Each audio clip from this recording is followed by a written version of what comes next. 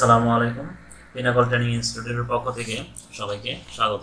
আজকে আমাদের যে ক্লাসের টপিকসটা হচ্ছে মূলত হেডিং এবং হচ্ছে প্যারাগ্রাফ। এখন প্রশ্ন হচ্ছে হেডিং কি?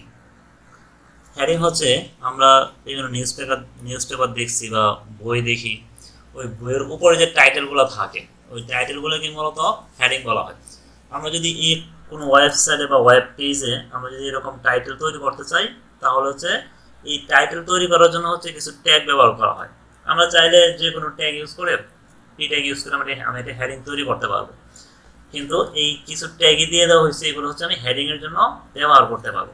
এই হেডিং ট্যাগগুলো হচ্ছে H1 থেকে H6 পর্যন্ত, H1 H2, তারপরে হচ্ছে H3, তারপরে হচ্ছে H4,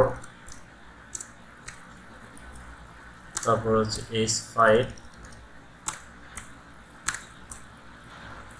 তারপরে হচ্ছে H6।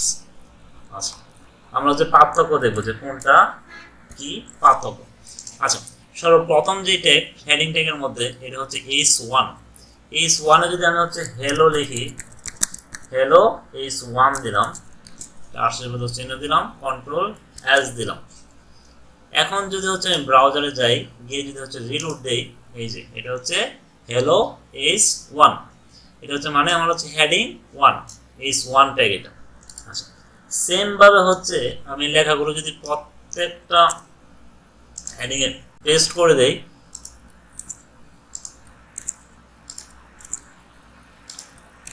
আচ্ছা এটা ছিল H1, তারপরে হচ্ছে আমার H2, তারপরে হচ্ছে H3, তারপরে হচ্ছে H4, তারপরে হচ্ছে H5, তারপরে হচ্ছে H6। এখন যদি হচ্ছে আমি সেভ দিয়ে যদি আমি ব্রাউজারে গিয়ে হচ্ছে রিলোড দেই, আচ্ছা এখন দেখতেছি যে H1 যে ট্যাগটা ছিল এই ট্যাগটা হচ্ছে সবচেয়ে বড়। এই যে H1 এর ভিতরে আমি যা লিখছি তা হচ্ছে সবচেয়ে বড় হয়েছে হেডিং।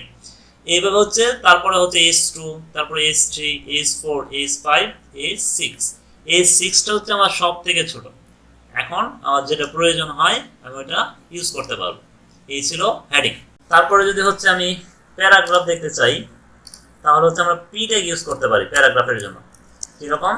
যদি পি ট্যাগ ইউজ করি, এই পি ট্যাগের মাঝখানে প্যারাগ্রাফ আকারে কোনো কিছু লিখলে আমার হচ্ছে সেটা চলে আসবে। কন্ট্রোল এস দেই, ব্রাউজারে গিয়ে যদি হচ্ছে রিলোড দেই, এই রিলোড দিলাম, এই যে আমার প্যারাগ্রাফ আকারে চলে আসছে।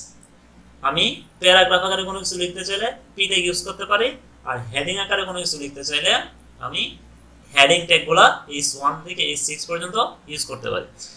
এইভাবে হচ্ছে আমি ট্যাগগুলো ইউজ করে খুব সহজেই যে কোনো কিছু বা কন্টেন্ট আমি যে কোনো ওয়েব পেজে বা ওয়েবসাইটে অ্যাড করতে পারবো। আজকের ক্লাস এই পর্যন্ত।